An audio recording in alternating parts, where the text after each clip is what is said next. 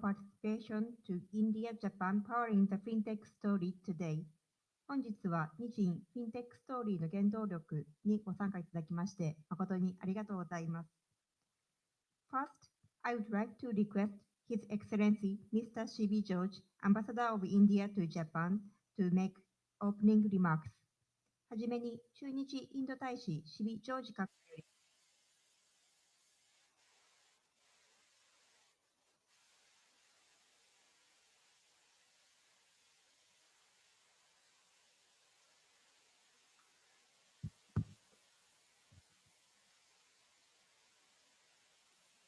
Yoshi, Yoshi, Commissioner of the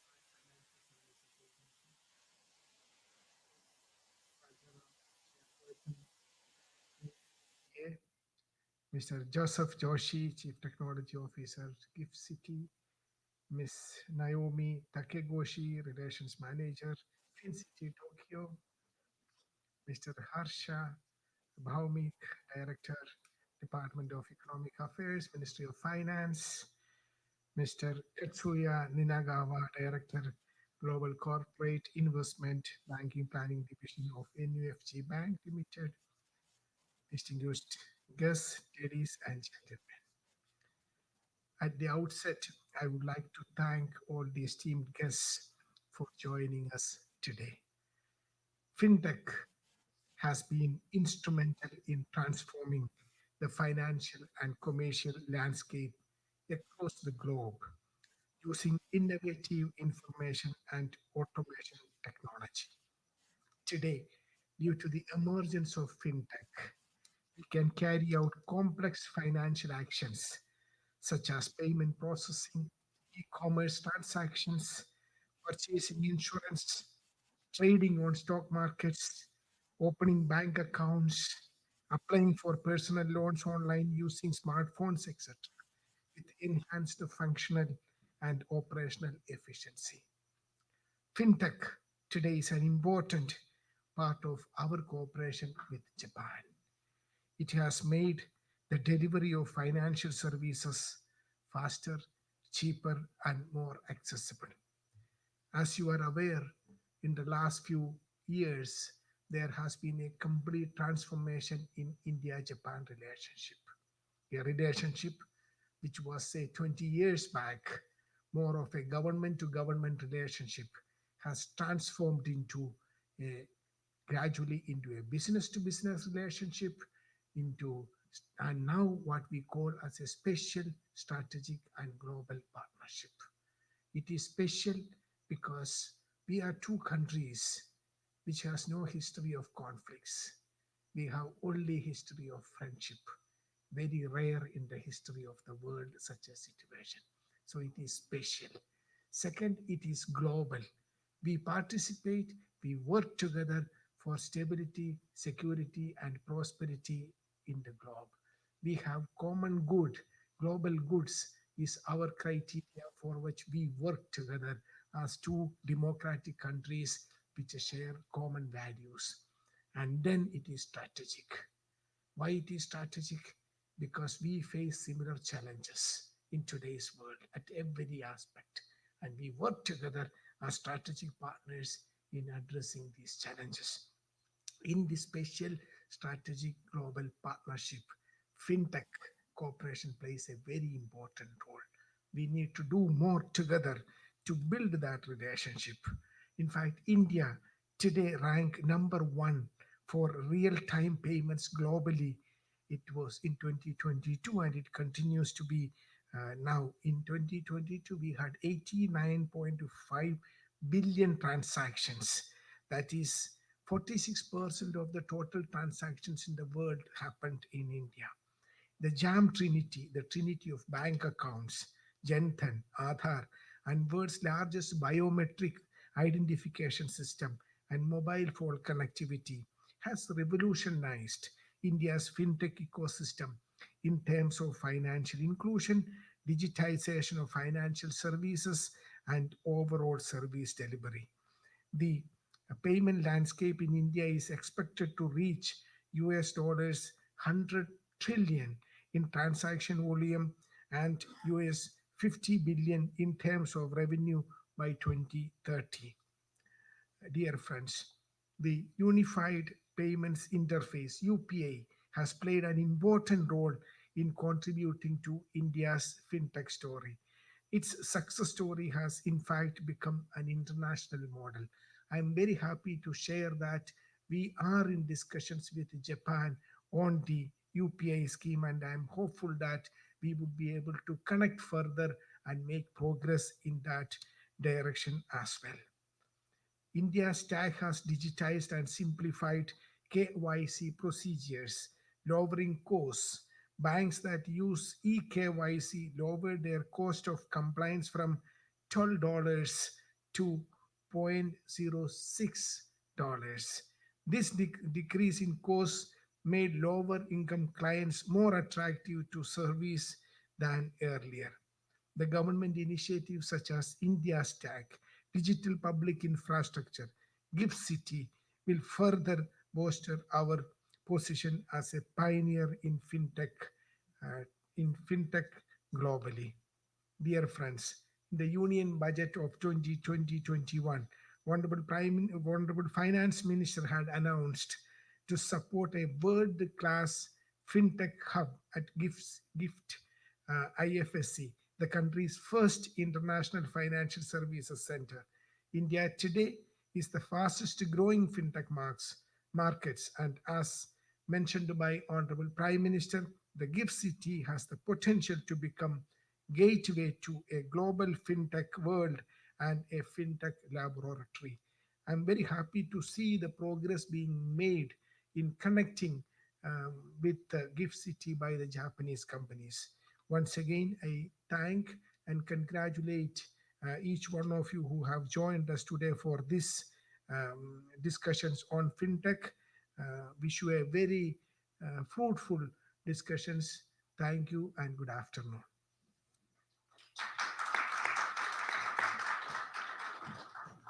Thank you, sir. Next, I would like to request Mr. Miyoshi Toshiyuki, Vice Commissioner for International Affairs, Japan Financial Service Agency, to make a presentation. 続きまして、金融庁国際総括官三好俊之様より基調講演をいただきます。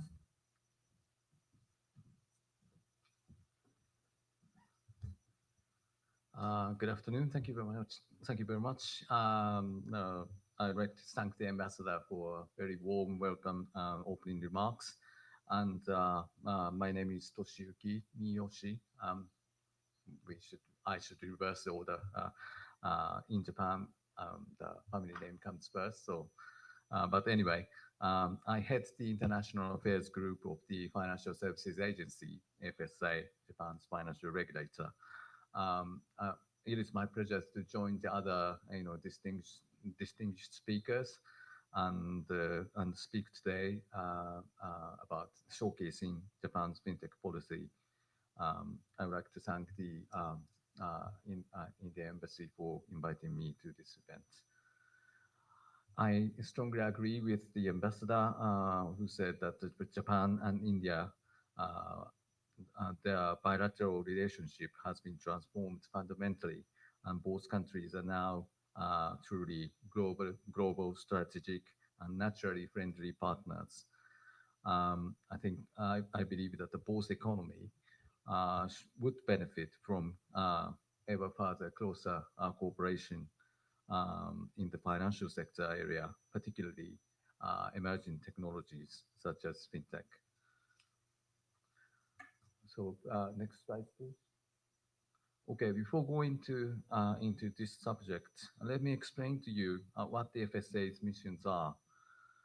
In Japan, the FSA's mandate goes beyond regulating and supervising the financial services industry.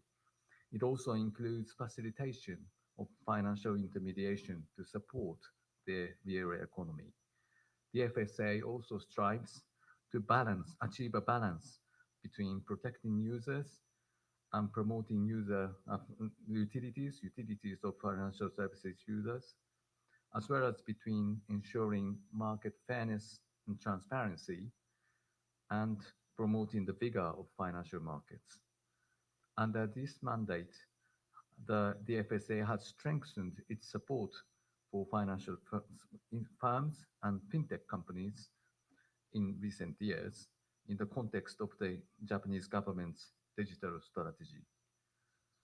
Financial regulators and policymakers need to be agile to respond and adapt to rapidly developing technologies.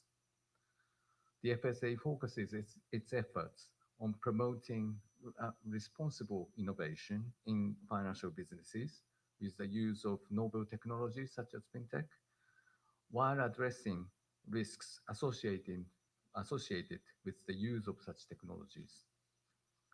Next, please. So let's take a brief look at recent technological developments in the area of financial services and particularly payments in Japan. Although Japan has been known for its persistently cash-oriented economy, cashless payments are on the rise as shown in this slide. In particular, payments using QR codes have become widespread in Japan now, developing into a nationwide infrastructure. Business-to-business cross-border payments are also expanding, including by making use of a newly introduced money transmitter license with no cap on the amount of money transferred per transaction. Financial institutions and fintech companies are also exploring possible businesses using stablecoins, following legislation for regulating their circulation and distributions, which took effect in June last year. Next, please. One of the recent developments we have been monitoring with strong interest recently is the potential of a new generation decentralized digital network in financial services called Web 3.0.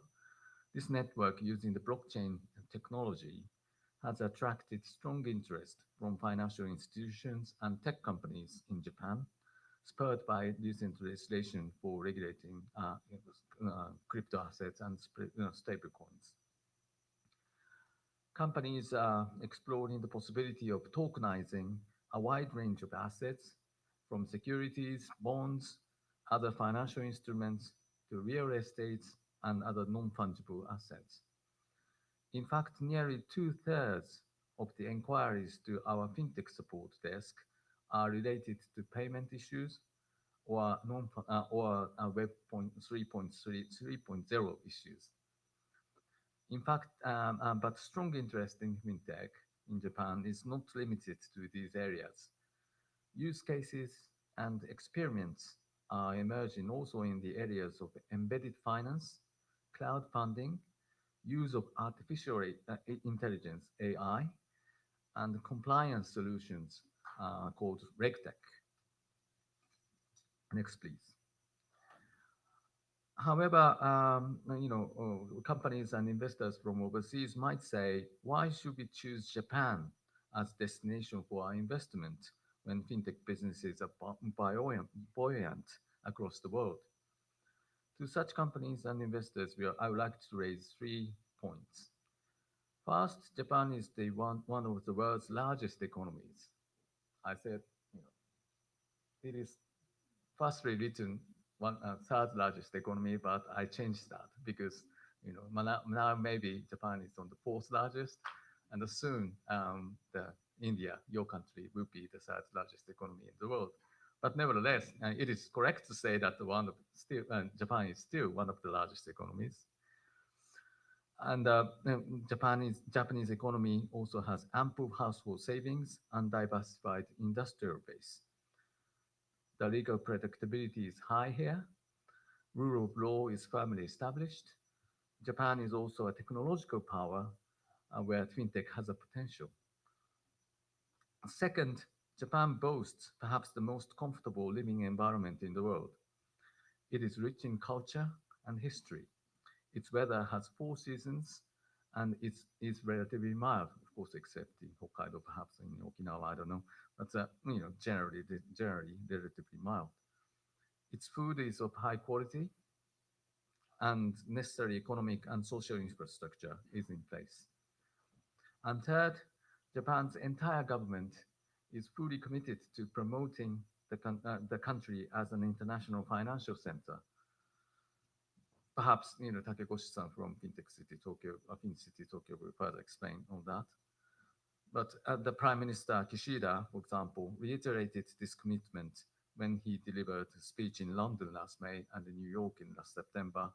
And the government as a whole has been taking various actions to bring companies, funds, and human capital into Japan's financial markets. These measures include not only those of the FSA, but also those for immigrations and tax policies. Next, please. So this slide visualizes the FSA's approach to fintech, integrating regulation and promotion of innovative financial services. We have reorganized the offices working on fintech to establish a single fintech policy office, as written here. The work of this office consists of three pillars: support for fintech and financial institutions, ensuring level playing field, and promoting research and development. First, we would wholeheartedly welcome the entry to Japan's fintech market of overseas companies that contribute to further sophistication of financial services in Japan. Our support measures include the Financial Market Entry Office I will explain later, as well as organizing meetups and responding to inquiries at the fintech support desk. Needless to say, we treat overseas service and solution providers fairly vis-à-vis Japanese ones. Our work on ensuring level playing field includes legislation and regulation that is consistent with international standards. With regard to fintech, existing legislation has been amended to introduce a regulatory framework for stablecoins. Other related measures include streamlining of listing procedures for crypto assets, clarification regarding the applicability of regulation to NFTs, non-fungible tokens, and permission to trust banks to provide custodian services for crypto assets. Next, please. Second, we aim to provide practical support to fintech companies and financial institutions. To this end, we established the Fintech Support Desk in 2015. The desk is a one-stop consultation shop for fintech companies. It has received no less than 1,700 inquiries so far, most of which are related to licensing. The desk would welcome any inquiries from overseas fintech companies that are interested in entering the Japanese market. Next, please. The FSA also established the Financial Market Entry Office in January 2021. The office is located in the center of Tokyo's financial district and a single point of contact for foreign asset management or investment advisory firms planning to start business in Japan. Of course, that they could be related to fintech. As the language barrier has been cited as one of the most significant challenges faced by overseas companies in entering the Japanese market, all communications in this office can be conducted in the English language, and all documents are accepted in English. I'm sorry. So far, 31 overseas firms have completed the registration process at this office. The next page, final page actually. Finally, let me introduce you to an inaugural Japan FinTech Week in early March. We have organized the FinTech Summit, FinSum, in Japan for the past 7 years. This year, FinSum will be combined with a variety of FinTech-related events hosted by embassies, local governments, and industry associations. We are aiming to invite key stakeholders from Japan and abroad in an attempt to create opportunities for collaboration among domestic and overseas fintech companies, financial institutions, and investors. Please encourage the fintech business persons in India and Japan to visit Tokyo come to this event on this opportunity. I will stop here. Thank you very much indeed. Thank you for your attention.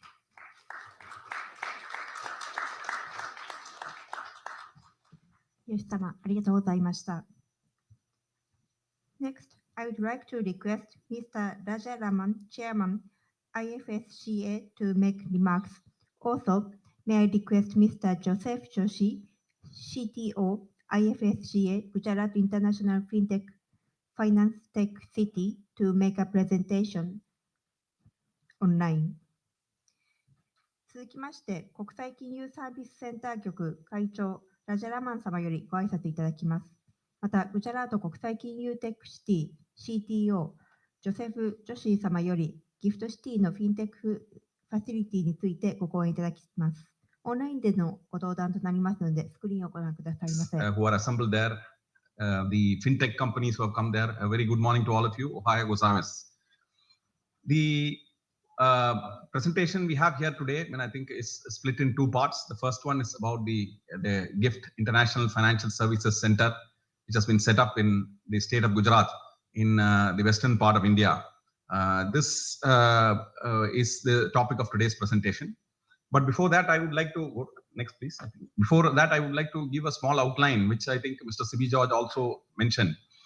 India is a bright spot in a volatile global economy. We are the world's largest and stable democratic country.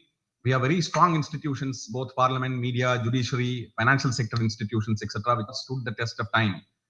The Honorable Prime Minister has announced that the next 25 years is very important for India, and India aims to become a developed country by 2047. So a lot of economic reform has been done in the last 9 to 10 years. As a result of which, I think we are witnessing the highest ever exports of nearly about $776 billion in the last year. The foreign investor trust is very strong, with strong foreign direct investment and strong foreign portfolio investment flows into the country. Our forex reserves are at a record high of nearly about $613 billion, thanks to the very deft macroeconomic management by both the Government of India, the Ministry of Finance, and the Central Bank. We are the fifth largest economy in the world at this point of time, and we are growing at nearly about 7.2%. And we expect to become the third largest economy by 2027.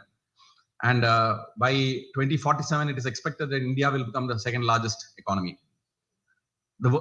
India is also home to one of the largest financial inclusions program in the world.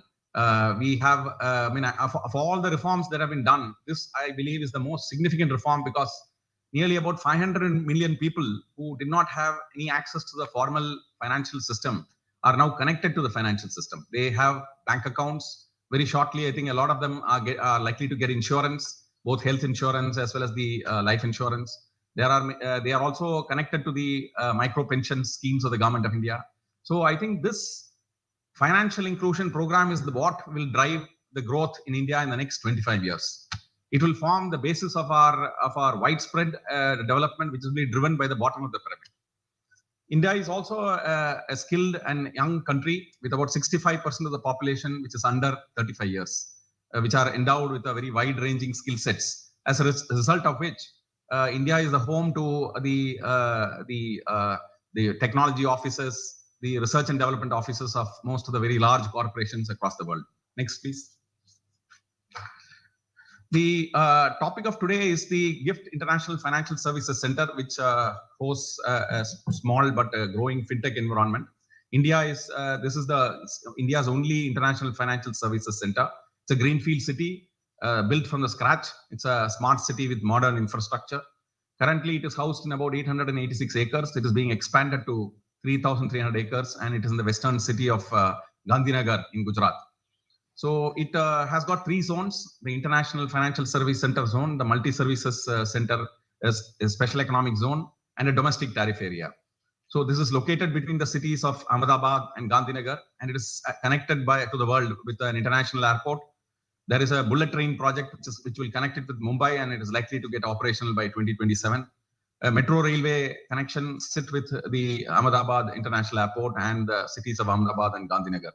It's a vertical city with about 4 million square feet of built-up area and about another 15 million square feet likely to be ready in the next 1 year or so. Next, please. The Honorable Prime Minister of India is the chief architect of this financial services center.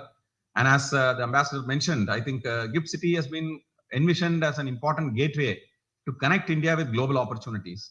It is also the gateway for driving India's capital needs for the Vikasit Bharat at 2047, the dream of India becoming a developed country by 2047. So GIFT City will become the platform for offshore investors to have a soft landing into India and enable them to invest in India and invest out of India. Next, please. The GIFT International Financial Services Center has a unified regulator. The Government of India, the Parliament of India has actually delegated the powers of 4 domestic financial sector regulators, that of the central bank, the stock exchange regulator, the insurance and the pensions regulator. All the powers of all these 4 regulators have been given under the Act of Parliament to the International Financial Services Center Authority. This is declared as foreign territory for the purpose of foreign currency, and therefore the currencies in the GIFT City are freely convertible. All currencies except the Indian rupees are permitted here, and as of now, 11 currencies have been authorized for operation, and we are adding more currencies as required. We have a globally benchmarked tax regime, which is as competitive as many of the top jurisdictions in the world.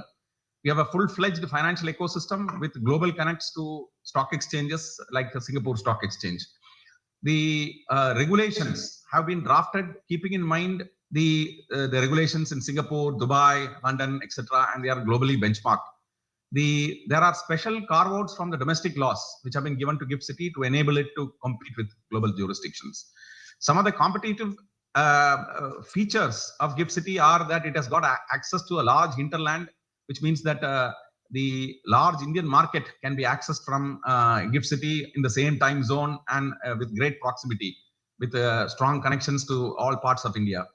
We have a beneficial cost of operations because the human resources cost in India is generally very cost competitive, maybe 1/5 of that of Singapore or maybe 1/7 of that of New York, etc.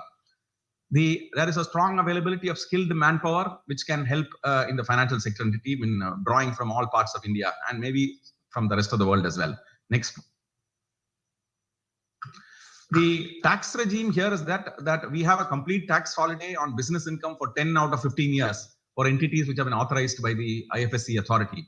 There will be no capital gains for non-residents for transfer of specified securities on stock exchanges. There is no minimum alternate tax if the new tax regime is adopted by the business. There is no commodity transaction tax. There is no security transaction tax, no GST, and no stamp duty. So there is also a reduced withholding tax of 9% on interest paid on debt instruments. The competitive tax, there is a competitive tax regime for funds.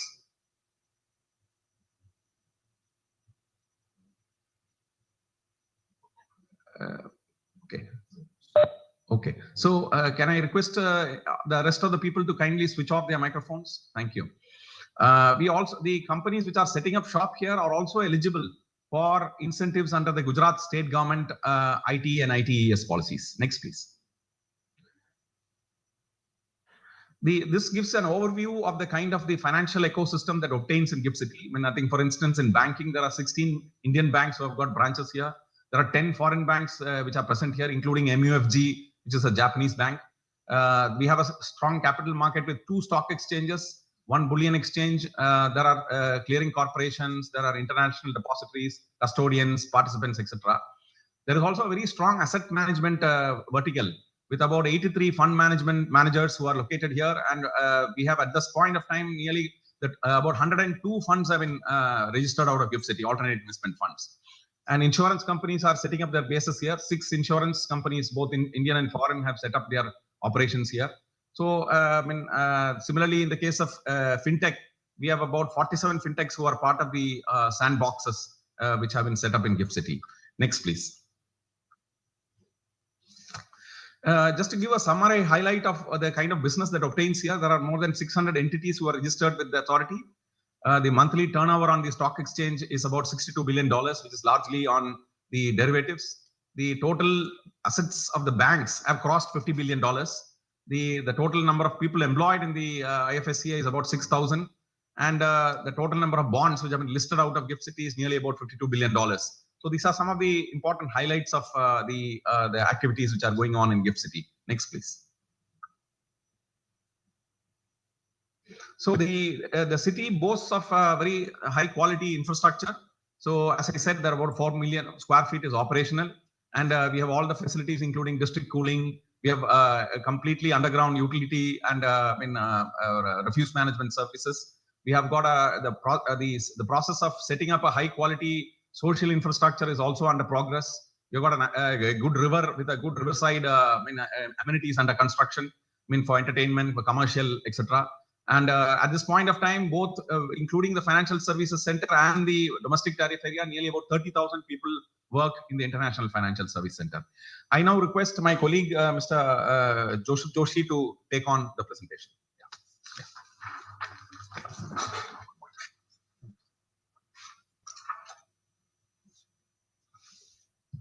Thank you, sir. And a very good afternoon to all the dignitaries and participants in today's session. Thank you so much for this opportunity and for being here. I will continue with the presentation. Now we deep dive into fintech. So as sir said, this being a foreign jurisdiction within India, now we have a perfect opportunity to create a global fintech hub. So before getting into the details, I want to present the business use cases which we see for fintechs at GIFT IFSC. The first use case is about a landing pad for foreign fintechs who want to enter into the India market. So this is a perfect opportunity for Japanese fintechs who want to come into the India market, because this is a foreign jurisdiction. US dollars, Japanese yen are all permitted currency to be operational in this zone. So the rupee convertibility challenge is not there. You could bring in the foreign currency here, open up bank accounts with the foreign currency and completely reduce the forex risk. Moreover, IFSCA as a regulator has built in fintech bridges with the domestic regulators. For example, Reserve Bank of India, SEBI, which is the market regulator, or IRDA, the insurance regulator. So we have bridges with them. So if a fintech in the banking domain comes into the IFSC, they have a connect to the domestic regulator as well through the bridge which we call as IORS. I will talk about that very shortly. Similarly, if a Japanese fintech is in the capital markets domain, we have a bridge for the SEBI, the domestic regulator there, so on and so forth. So that's the first business use case, a landing pad for foreign fintechs. Second is GIFT IFSC itself as a market. As you saw earlier, we have close to 600 plus entities which are here in the financial sector, the domain. You have banks, your markets, your insurance players, broker dealers, a whole ecosystem is here. So this itself is a very flourishing market today. That's the second business use case. And the third which we have is for our domestic fintechs who want to go global. So we are building fintech bridges with overseas regulators as well. So we have a bridge with Monetary Authority of Singapore and things like that. So that's the nutshell of the three business use cases we have. Moving on to the next slide.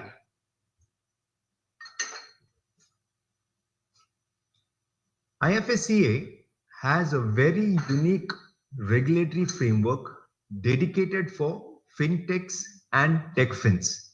Now I have introduced a term called techfin, and I will explain that in the next subsequent slides.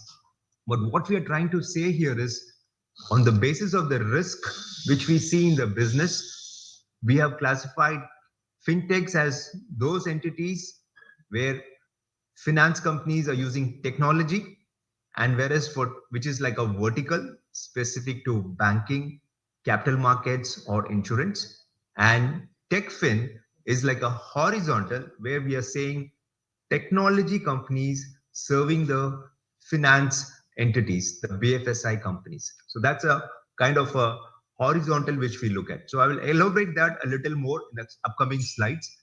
But then this framework covers both fintech and techfin. And what we do, two types of authorizations. One is a direct authorization for mature firms, and second is a limited use authorization for startups with very innovative ideas to explore the sandboxes. Let me move on to the next slide. I was just giving you the kind of the verticalization and horizontal aspect of fintech and techfin. So as you see on your slide, these are the areas we focus from a fintech perspective with respect to banking, capital markets, and insurance. So all the way from remittance payments to lending to open banking, etc. In the capital markets, you could see the various aspects which are put up, right from crowdfunding to alternate trading platforms. And similarly, on the insurance side, cyber insurance and open insurance and things like that. Moving on to the next slide, we now focus on the side of things.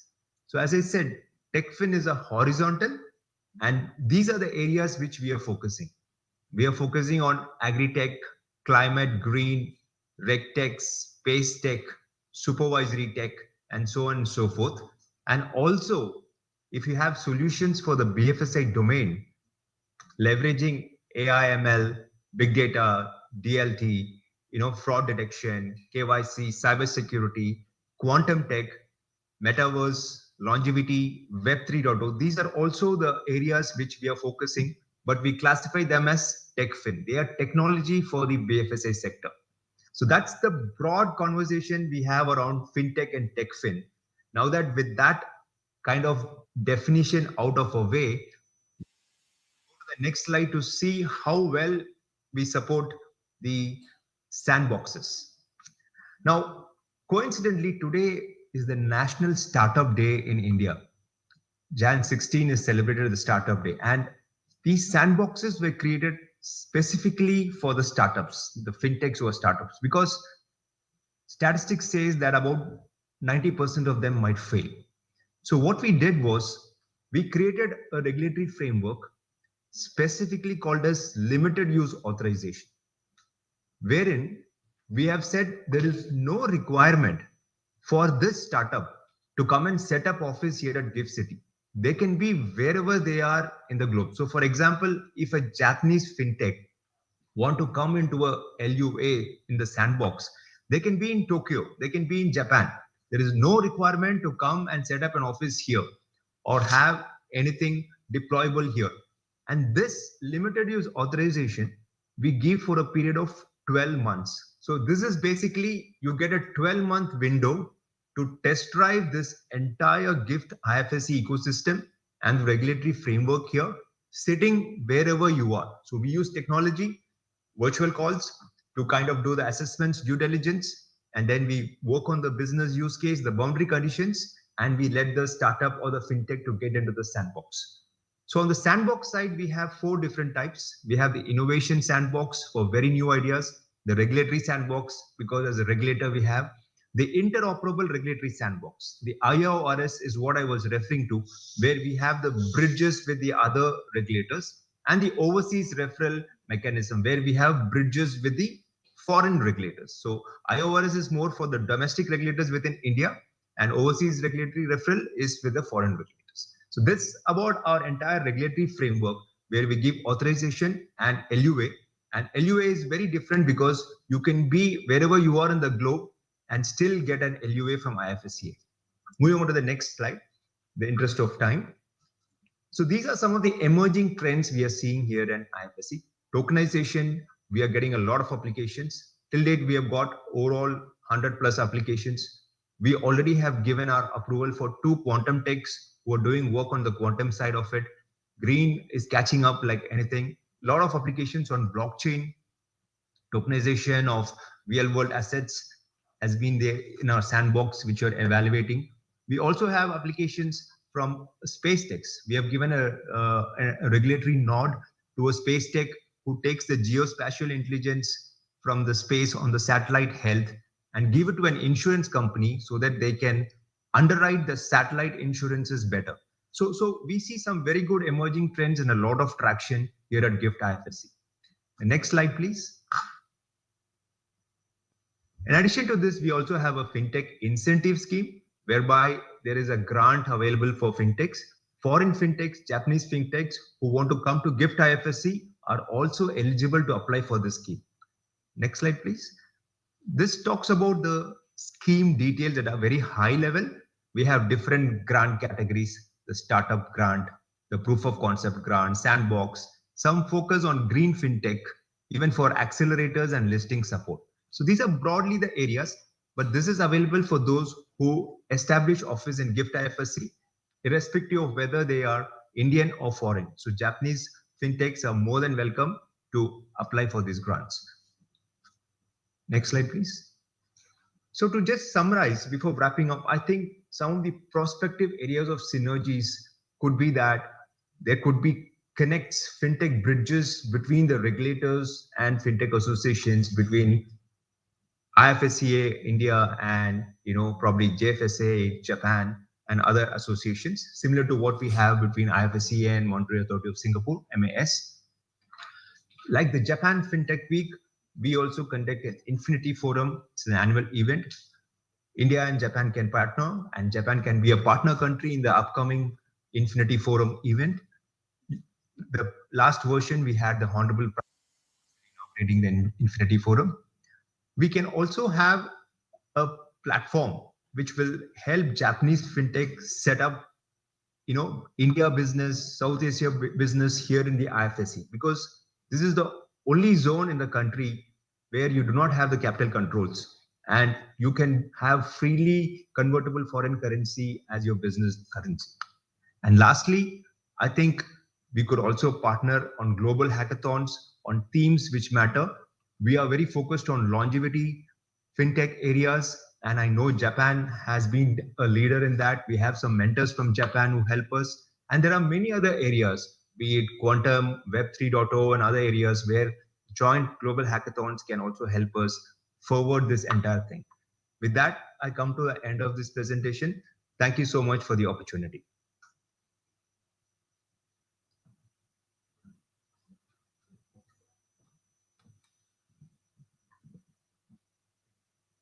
Next, I would like to request Ms. Naomi Takegoshi, Relation Manager, Fintech, FinCity Tokyo, to make a presentation on Fintech support and facilities in Tokyo. 続きまして、FinCity 東京リレーションマネージャー竹越直美様よりご講演いただきます。どうぞよろしくお願いいたします。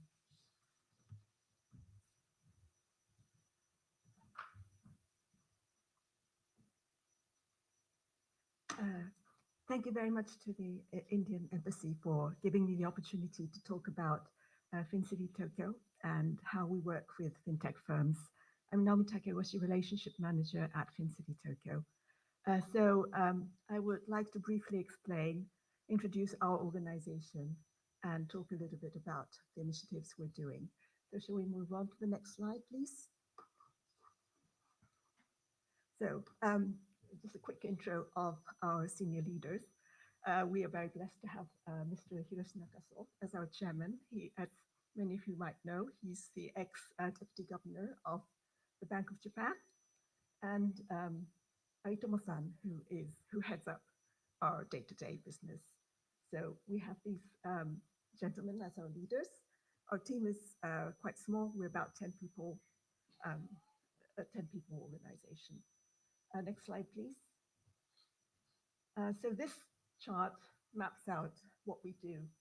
So FinCity Tokyo, we will have our 5th anniversary this coming April.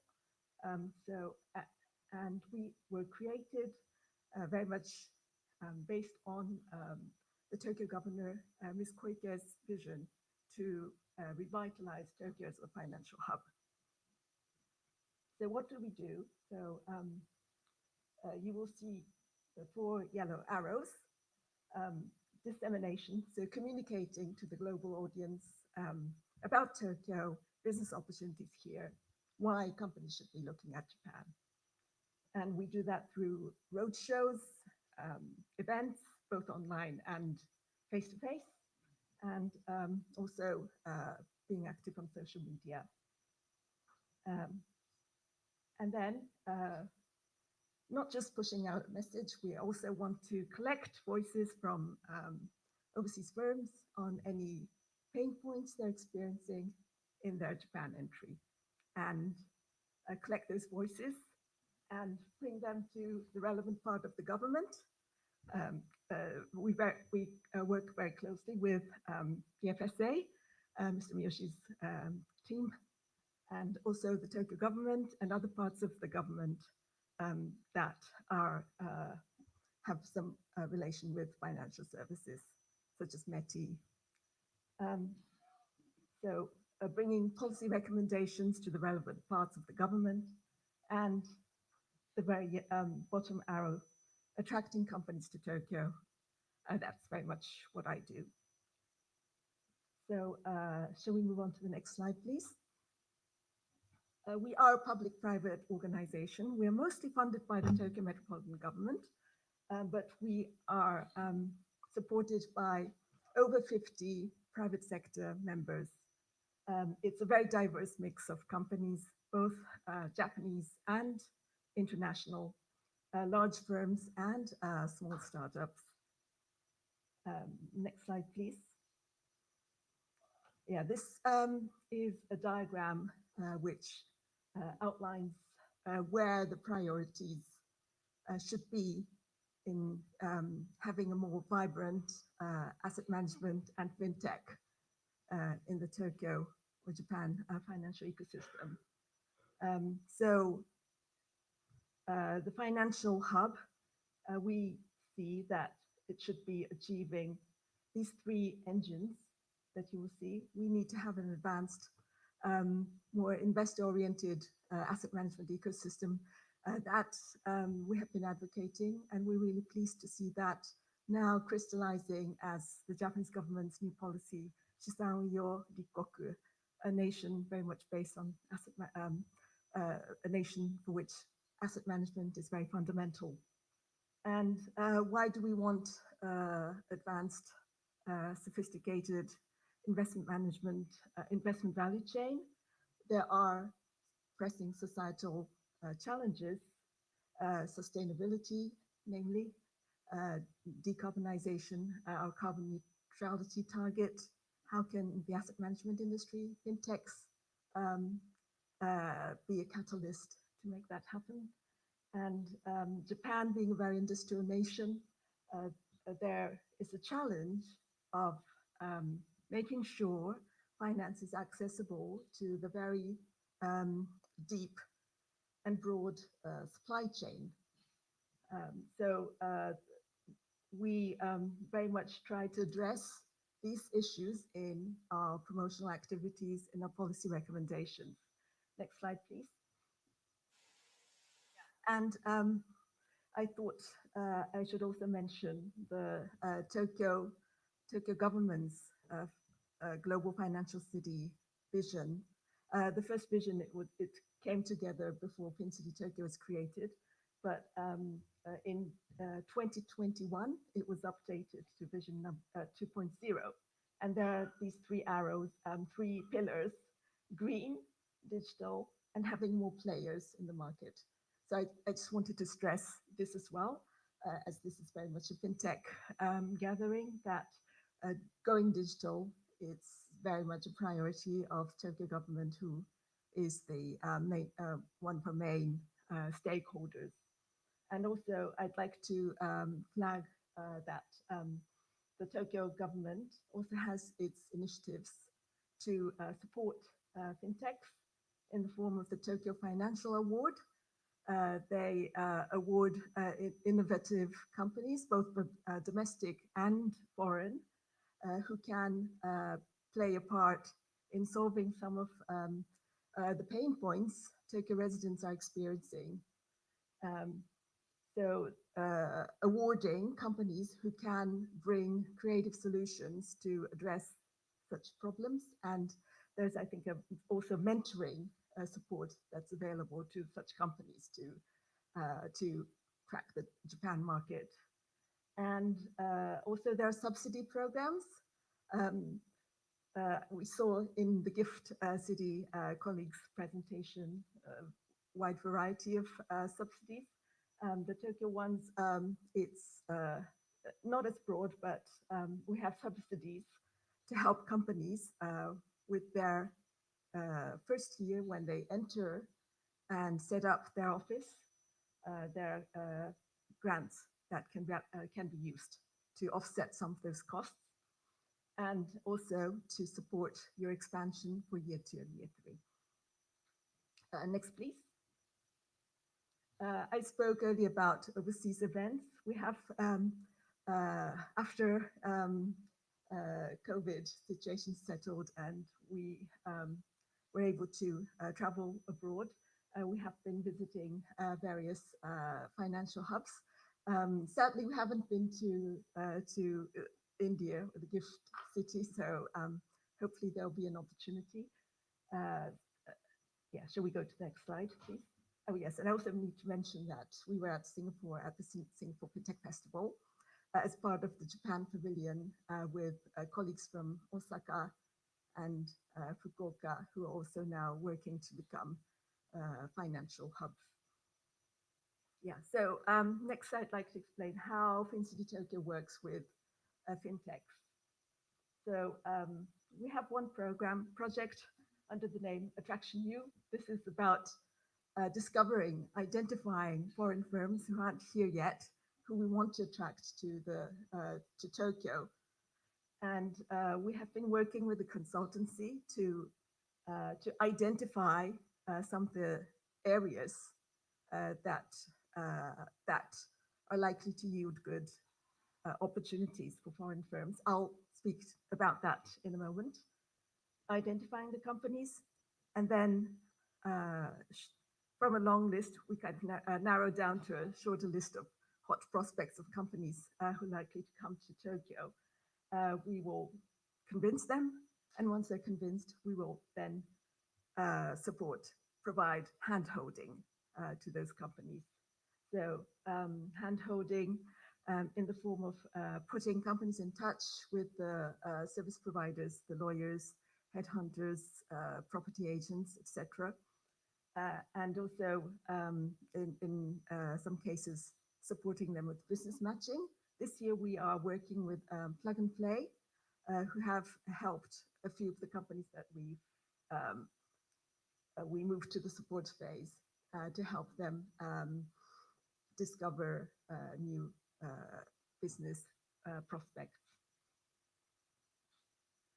And also navigating companies through the grant programs, which I mentioned earlier. So that's what we do for the support phase. And this program, it has been going on for a few years, 5 years. Initially, it was a Tokyo government-owned program. It was only moved to FinCity Tokyo last year.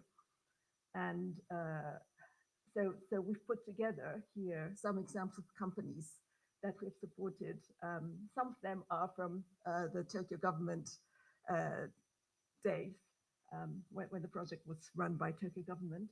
But I'm pleased that there is an Indian company based in Mumbai by the name of Quick Work Technologies.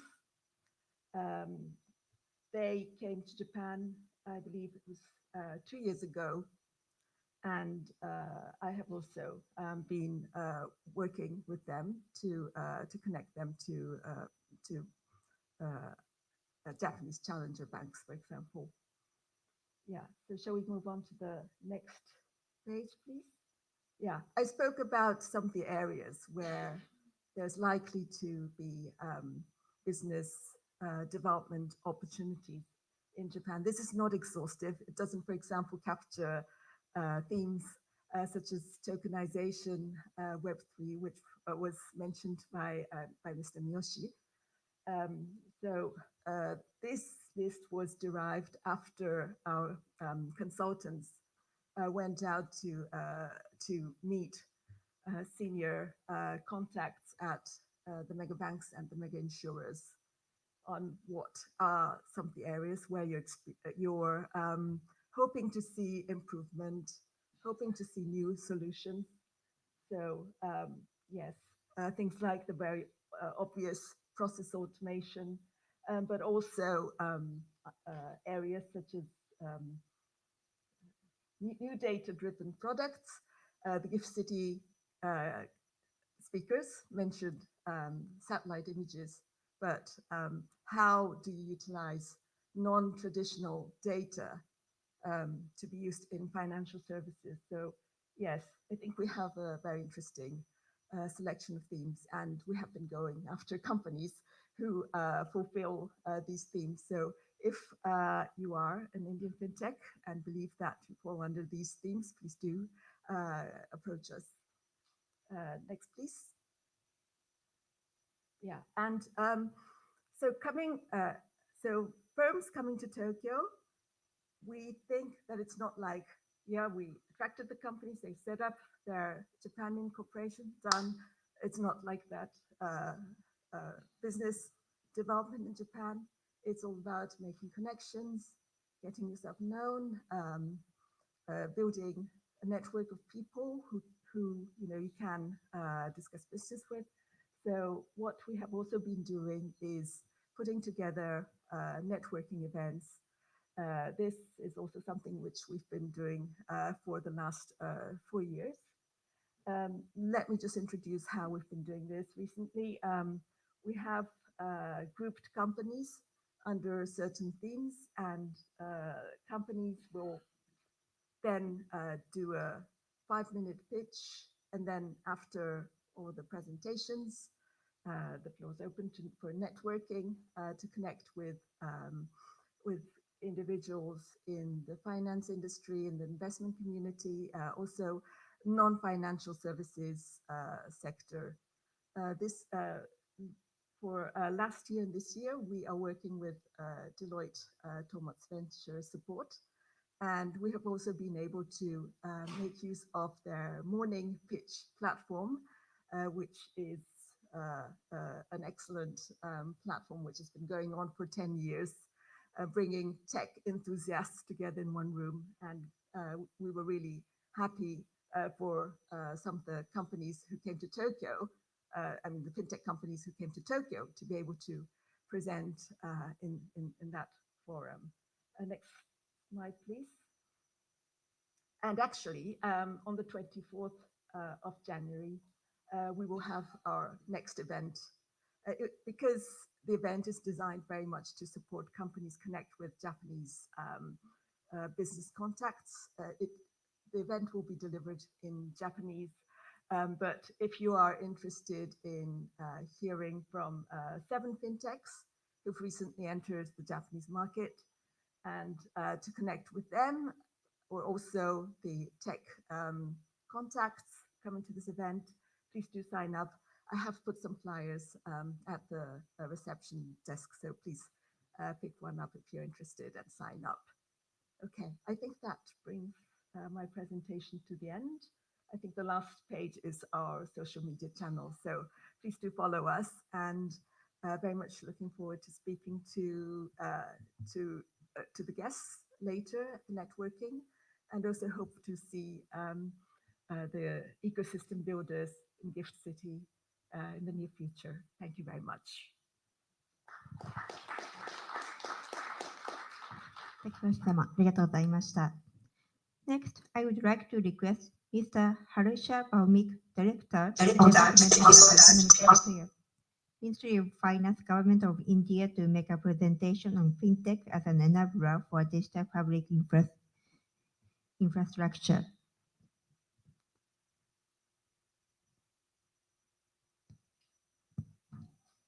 続きまして、インド財務省経済局局長、ハルシャ・バウミク様より、デジタル公共インフラを実現するフィンテックについてご講演いただきます。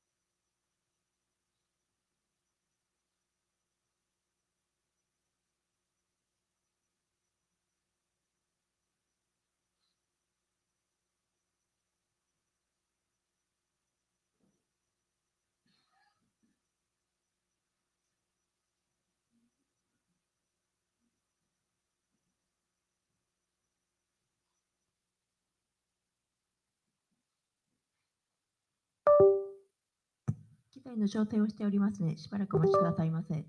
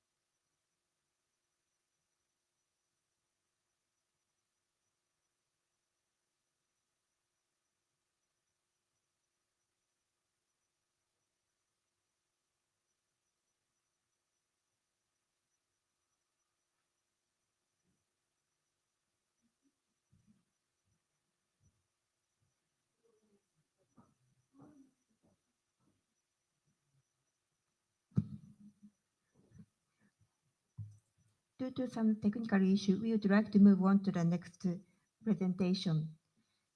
音声トラブルのため、恐れ入りますが、次のプログラムに移りたいと思います。Next, I would like to request Mr. Katsuya Ninagawa, Director, Global Corporate and Investment Banking Planning Division, MUFG Bank Limited, to make a presentation on story of supporting startups in India. 続きまして、三菱と UFJ 銀行グローバル CIE 企画部上席調査役、蜷川克也様よりご講演いただきます。蜷川様、よろしくお願いいたします。Well, thank you, Embassy of Japan, India, for giving us such an opportunity. Well, I probably need to sorry. I just prepared the material in Japanese because I heard the most of the audience will be Japanese, and so let me make a presentation in Japanese, and then if you have further questions or anything, then you can come back to me and I can explain in English. Okay. 三菱 UFJ 銀行の蜷川と申します。本日インドの MFG、インドにおける MFG のスタートアップ投資支援の取り組みについてご説明をさせていただければと思います。Next, please. 本題に入る前にですね、まず、弊校のインド拠点の概要についてご説明をさせていただきます。弊校のインド拠点ですね、始まりは100年以上前、横浜証券銀行というところから始まっております。で、現在は6拠点に加えて、グローバル事務センターであります MFG グローバルサービスを4拠点有しておりまして、従業員は1000人を超えております。で、インドに進出しているですね、日本企業との取引は昔から相応の規模にございましたけれども、最近はですね、特にインドの現地企業様との取引というのを拡大しておりまして、今後もですね、ますますその重要性は高まるものと考えております。Next, please.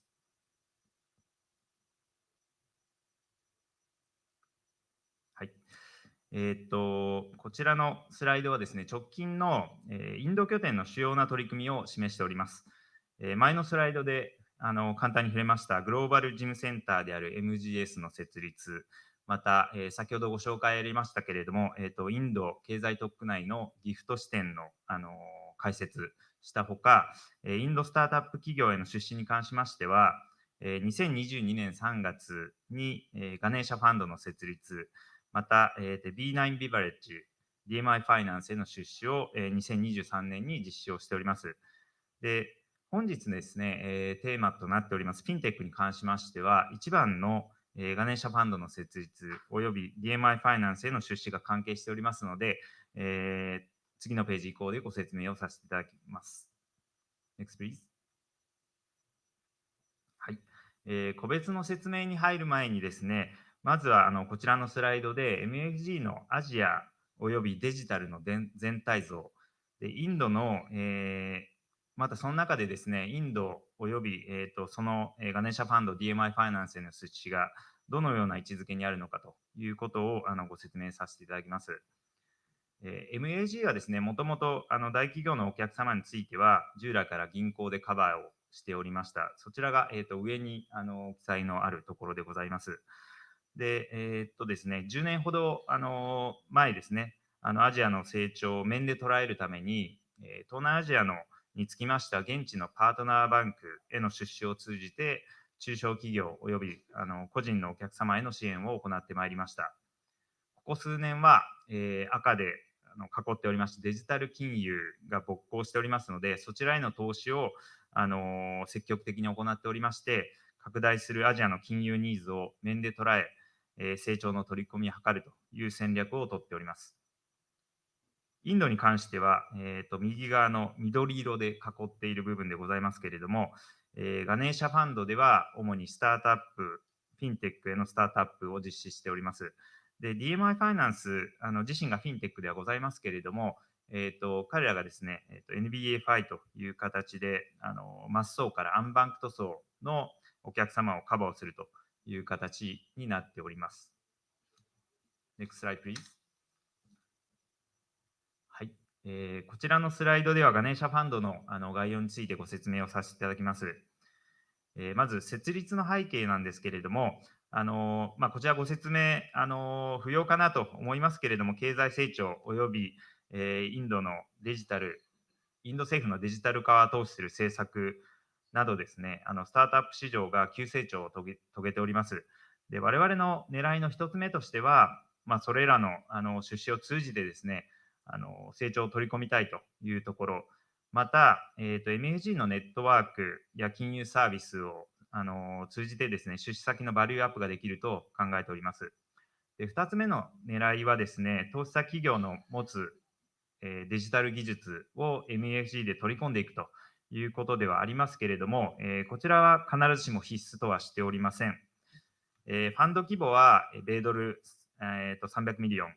で、投資対象は、事業サービスがすでに確立をしている大手ベンチャーキャピタルからの、実績がある、ユニコーンもしくは、プリユニコーンみたいな、それぐらいの規模感のスタートアップを対象としております。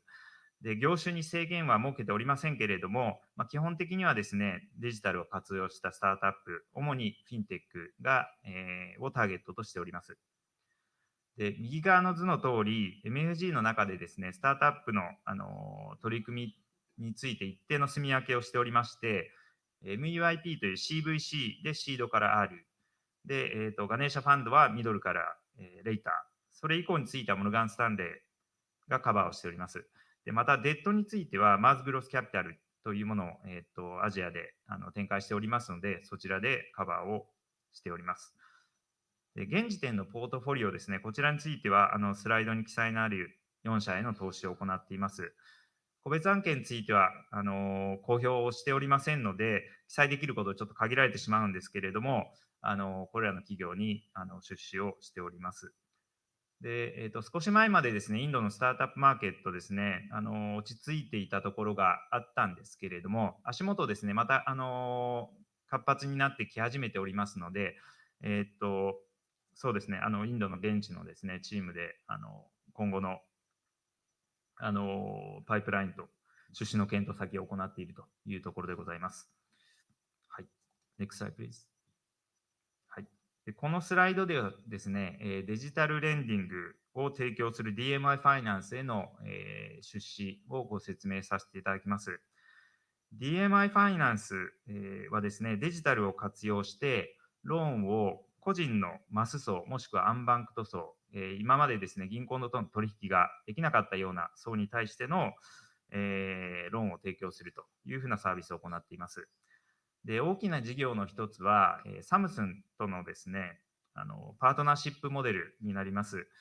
例えば、個人の、お客様がサムスンの、代理店に行きます。で、そちらで、ギャラクシーなりですね、サムスンの携帯電話を買いますけれども、そこでですね、即座にレンディングのサービスを受けられるというふうな、形のサービスを提供しています。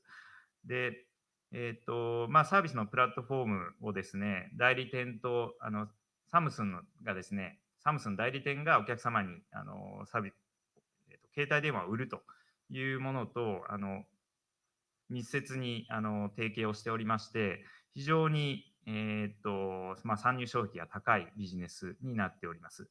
で同様のビジネスをですね、Google とも行っておりまして、参入障壁が高いということと、あと、個人のデータをですね、もらえばもらうほど AI のクオリティが上がるということで、好循環を生み出すという形に生み出すことができているのかなと思っています。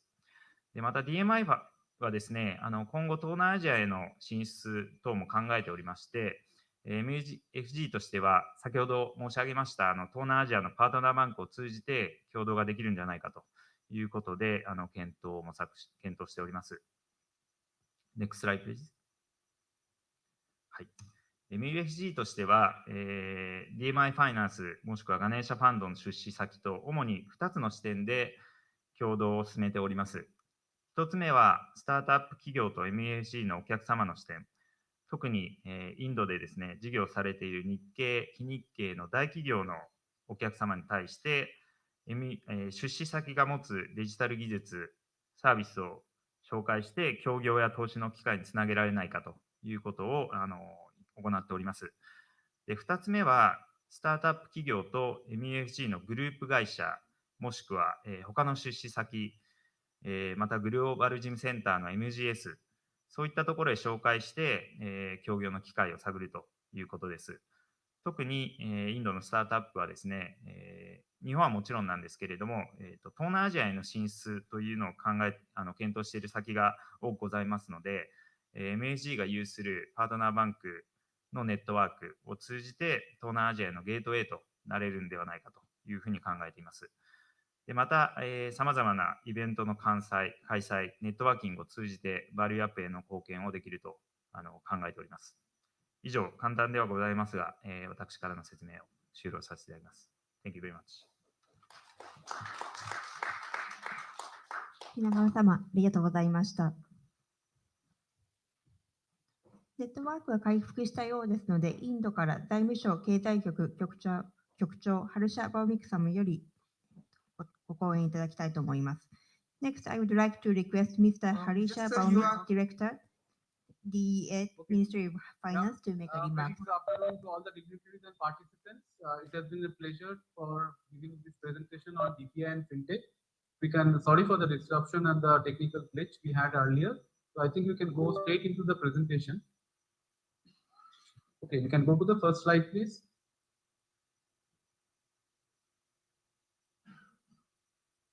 Next slide.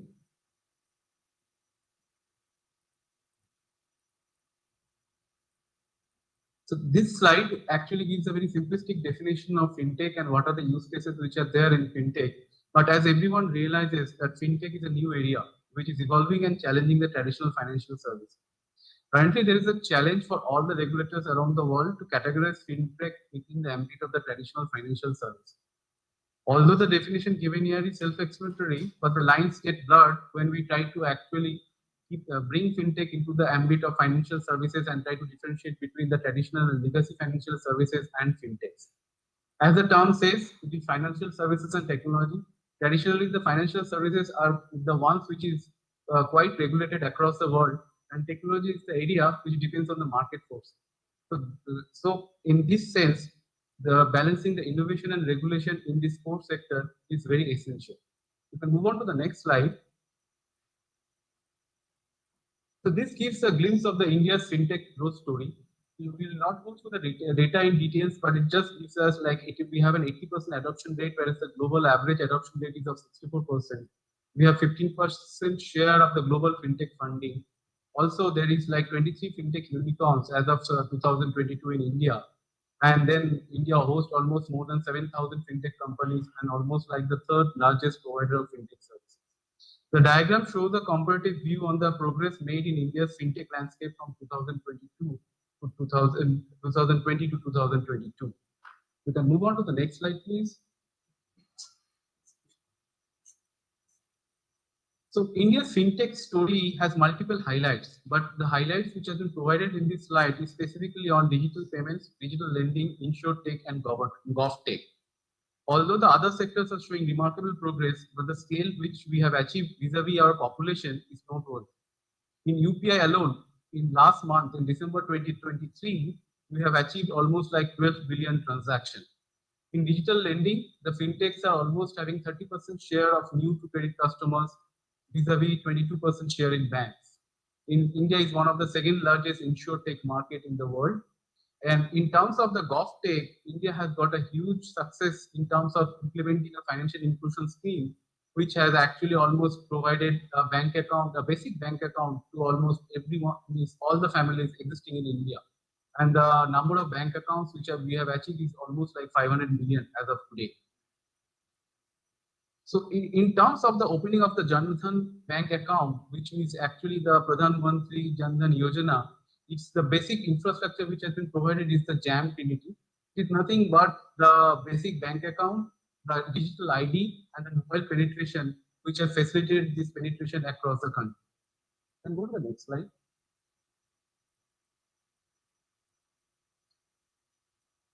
So considering this, I will just wanted to take everyone to the enabler of this Indian fintech story.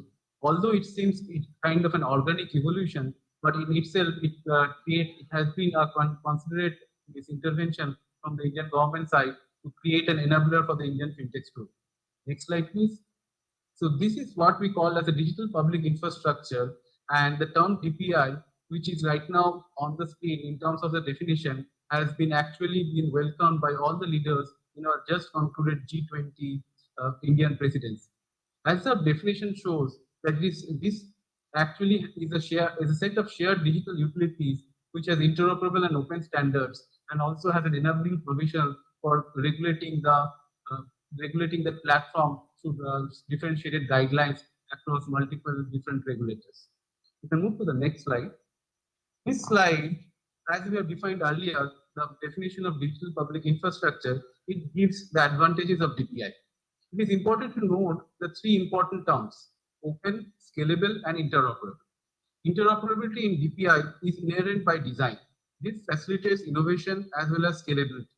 For example, in UPI, which is our fast payment network, is not a payment DPI which is restricted between any network or bank. It is an open system where payments from any bank in India can be sent to any other bank across the product. So DPI as a whole gives multiple benefits, which we'll see in the following slides in our presentation. Next slide, please. This slide gives the India's DPI approach as given in the three-layer formation. India's DPI approach is necessitated by its demographic and economic consideration. Without this approach, the market forces may have taken multiple decades to achieve the various policy objectives which we have achieved in less than a decade. By design, we have taken a very simplistic approach, which we call the India stack approach to deliver various public goods.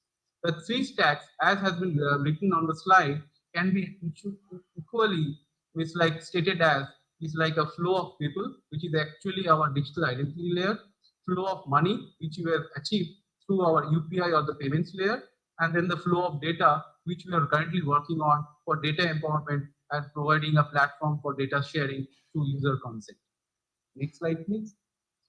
This slide is just give a chronology of our journey to build this India stack or the digital public infrastructure stack in the last decade. I will not go through the details of it, but we can easily see that we started early in 2009, 2010 with the identity layer, and we traveled a long road by implementing Aadhaar as well as the signing. Then came the payments layer, in which UPI has achieved almost like half of the population scale. And then recently, in the last 4 or 5 years, we have already established the launch of an account aggregator. Next slide. This shows the key highlights of our DPI success story in India. It's important to note that successful implementation of digital ID in India has so many positive externalities. We have reduced the cost and time of KYC. We have reduced pilferage in transferring government subsidies to the needy. We have achieved near saturation in opening bank accounts in every family. We are also in process of reducing loan processing cost by 75% and address a significant credit gap, which is around 350 billion in our country, mostly for the MSMEs and the underserved. Next slide, please. This slide actually shows why the DPI story is so profound for our country's experience. Through the JAM Trinity, which I have explained, is nothing but our no-cost bank account, our digital identity, and our mobile penetration, which is around 800, more than 1 billion currently. We have achieved an 80% account ownership among our population in 8 years, which otherwise traditionally would have taken 47 years. This has been actually been researched and conveyed by a report by BIS. Can move to the next slide. So this slide gives actually how we design DPI so that it actually gives a balance between innovation and regulation. So as discussed earlier, DPIs not only help government to address the policy objectives by directly reaching out to the citizens, but by design, it facilitates innovation in the market. DPIs are architecturally conceptualized in 3 layers: market, governance, and technology. This brings a balanced approach to provide a market with a platform to innovate, as well as the regulators to oversee the sector. So this actually is kind of a design which is inbuilt into the DPI, which is giving India this kind of a success story to meet the policy objectives. We'll go to the next slide. This slide actually illustrates the various use cases for the fintech to leverage DPI. Through the use of DPI, fintechs have additional benefits of low product conceptualization cost, significantly reduced capex, and a stable environment with the regulatory certainty. This diagram presents the key use cases. If you can see, we have the 3 layers of data layer, the identity layer, and the payments layer, and the various new services which are being provided by the fintech on these India stack layers, which is referred as a DPI. Be it the digital lending, be it the cashless transactions, be it the personal financial management, be it the insurtech, or maybe the direct benefit transfer for transferring government subsidy. Move to the next slide. This slide illustrates how fintechs are actually leveraging DPI to deliver financial products in the market. In UPI, if you note, in UPI, which is a fast payment network, 93% of the market share of initiating payments belongs to the third-party application providers, which are private fintech players. So it's not necessary that DPI is like completely for the government initiative, while the private players doesn't have any role in it. In fact, the private players are the ones who are innovating on DPI and providing success stories and providing the policy objectives which we try to achieve. Various fintechs have come forward to address this digital divide in India and providing the phygital services, which actually takes both the physical as well as the digital approach at remote locations of the country to digital business correspondents or digital banking agents. Digital lending is also being co-owned by fintechs jointly with banks to reach out to the underworld. And as the data suggests, that account aggregator, which is nothing but kind of a data blind framework in which the banking data is actually shared with the financial information users to provide some kind of a lending or any kind of a banking and financial products with the consent of the users. So after this launch of the account aggregator, we have seen there is almost like 8% higher conversion rate in SME lending, as well as 65% savings in depreciation cost and 66% reduction in cost related to fraud detection. Then move on to the next slide. So this is the last slide which I just want to show that we have achieved a lot through these last 4 or 5 years in terms of our policy intervention, in terms of digital public infrastructure and evolution of our fintech industry. In this regard, the government of India has taken multiple initiatives in which we have signed multiple MOUs for digital solutions to take digital solutions at population scale for multiple countries across the globe. The Reserve Bank of India and NPCI is also trying to take this UPI or a fast payment network globally, various countries in 3 models. So first of all, like for any country who like to deploy the UPI like a fast payment system, they can actually approach Reserve Bank of India or NPCI for such kind of a solution.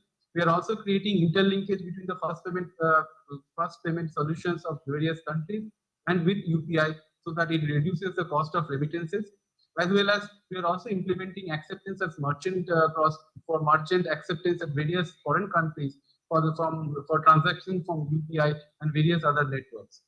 This is, I think, the last slide. With this, I thank everyone for patient hearing. Thank you.